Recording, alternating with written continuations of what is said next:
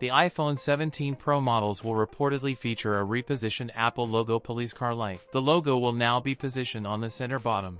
iPhone 17 Pro Max unboxing video leaks hands-on. We also see 2 shots of dummy units, the entire iPhone 17 family, in fact, represented by dummy units, both black and white. Now hands-on comparisons video leaks with iPhone 16 Pro Max. The design of the iPhone 17 Pro is actually not bad. Do you like it? This year's iPhone 17 Pro models will have a major redesign, specifically centering around changes to the rear camera module. Apple will move away from the familiar square camera bump to a distinctive aluminum camera bar that spans the device's width. Apple's next MagSafe charger might bring 45W speeds and Qi 2.2 support. iPhone 17 lineup massive protective case video leaks. We have the iPhone 17 Pro Max, the iPhone 17 Pro, the iPhone 17 Air, and the iPhone 17.